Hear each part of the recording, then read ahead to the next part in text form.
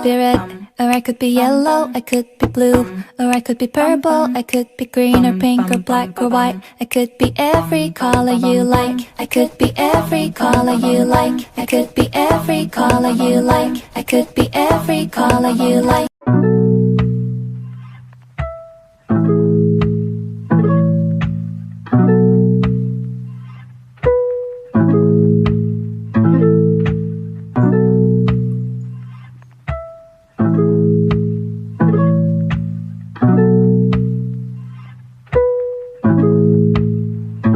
Got the kick.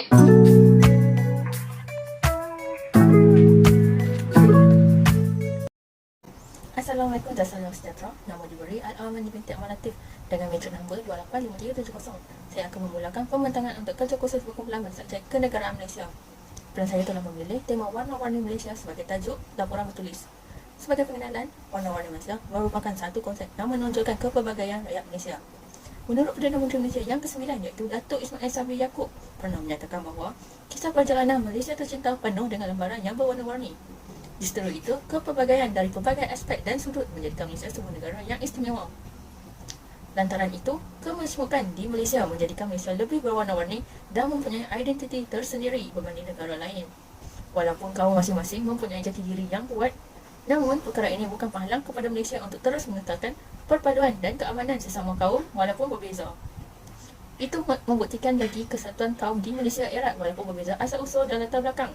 Hal ini kerana Malaysia telah berjaya membentuk sebuah negara yang harmoni tanpa isu perbalahan antara kaum. Walaupun begitu, tidak dapat dinafikan masih wujud segelintir pihak yang menggunakan isu perkauman bagi merosakan suasana aman di tanah air. Oleh itu, kumpulan kami telah bersetuju untuk mengkaji tajuk warna-warni Malaysia untuk assignment kali ini. Antara tujuan laporan tulis ini dilaksanakan adalah untuk memperlihatkan kepelbagaian bangsa di tanah air. Terdapat pelbagai cara untuk menunjukkan warna-warni Malaysia. Oleh itu, beberapa objektif telah kami kemukakan iaitu 1. Mengenal pasti dan menghuraikan jenis-jenis pakaian tradisional yang dipakai oleh kaum-kaum di Malaysia. Yang kedua adalah menyenaraikan dan menjelaskan jenis-jenis makanan tradisional mengikut kaum di tanah air. Dan yang ketiga adalah menerangkan kepelbagaian perayaan yang disambut di Malaysia sebagai negara yang berbilang kaum. Assalamualaikum dan salam sejahtera. Nama saya Nur Hazza binti Zuri, nombor metrik 255758. Warna-warni. Apakah istilah warna-warni?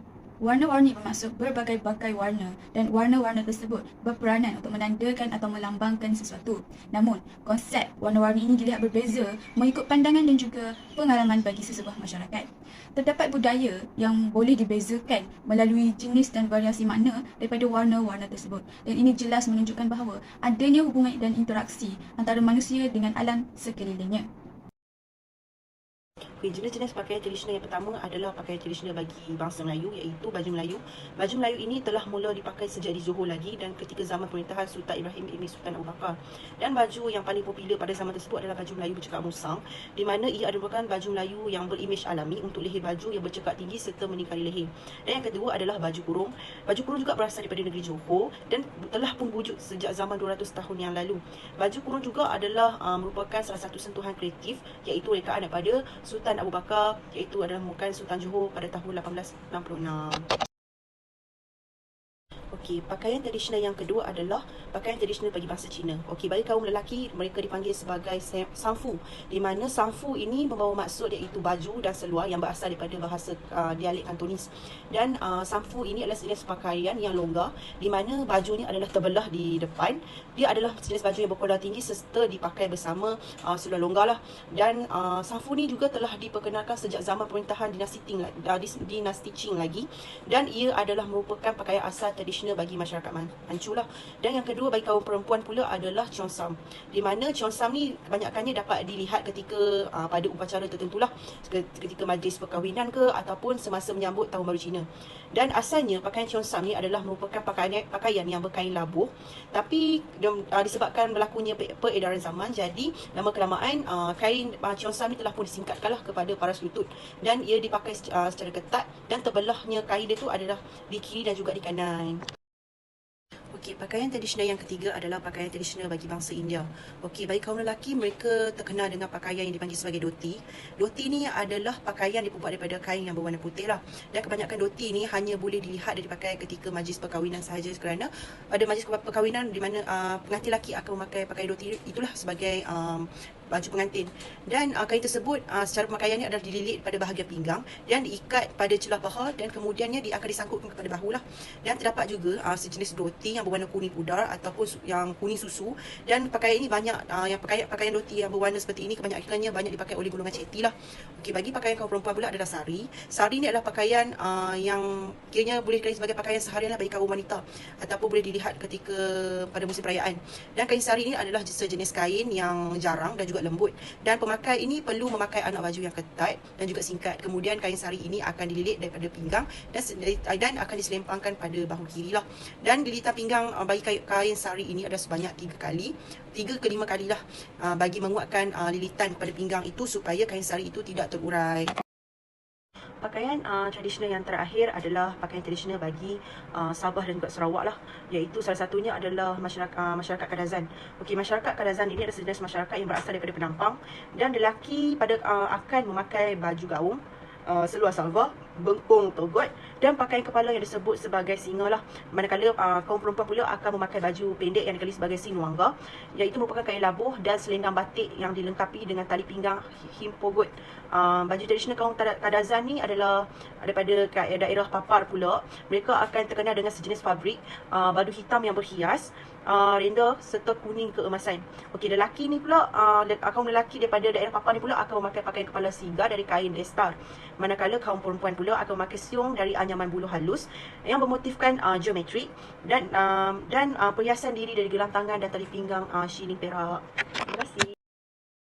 Assalamualaikum dan salam sejahtera. Saya Nur Ilian binti Ibrahim, nombor metrik 286143. Saya akan sambung dengan poin seterusnya, iaitu makanan tradisional mengikut kaum di Malaysia.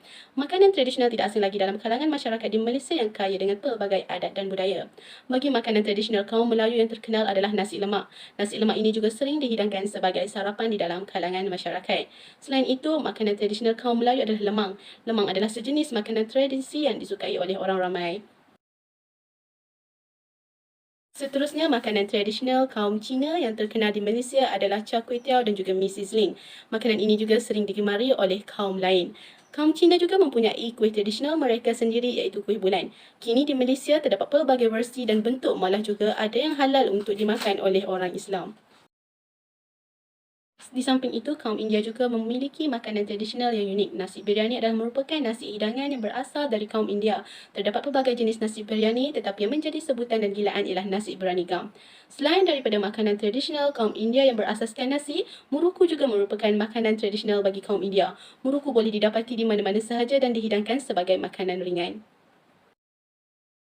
Antara perayaan yang diraihkan di Malaysia adalah perayaan Hari Raya Puasa atau lebih dikenali sebagai Hari Raya Aidilfitri yang akan disambut oleh masyarakat Muslim pada setiap 1 Syawal. Perayaan ini akan ditentukan dengan melihat anak bulan dan akan diisytiharkan oleh penyimpan mohon besar Raja-Raja Melayu. Kebiasaannya, mereka akan meletakkan pelita di laman-laman rumah sebagai tanda untuk menerangi kawasan rumah mereka. Juadah tradisi seperti lemang, ketupat dan rendang akan dihidangkan pada pagi Hari Raya Aidilfitri.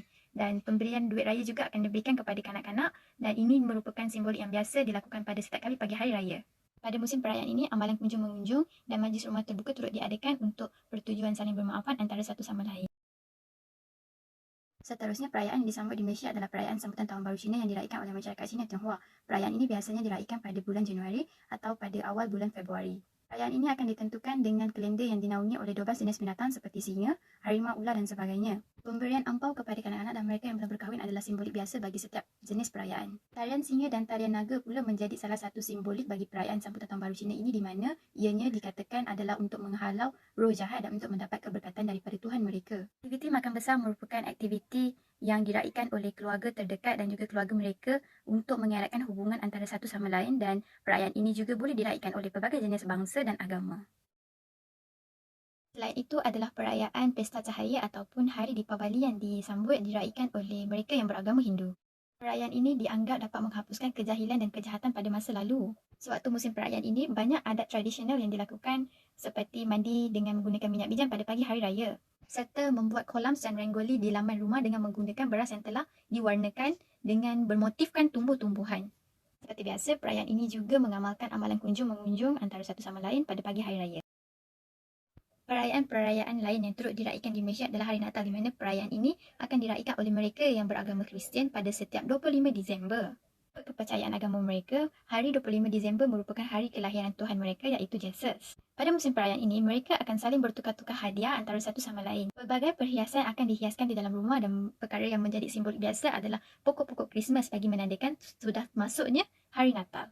Perayaan yang diraikan di Sabah dan Sarawak bagi penduduk pribumi di sana adalah Hari Gawai dan juga Pesta Keamatan. Hari Gawai di mana mereka akan meraikan Hari Gawai ini pada setiap bulan Mei pada setiap tahun, di mana orang Dayak Sarawak akan menyambut pesta menuai padi.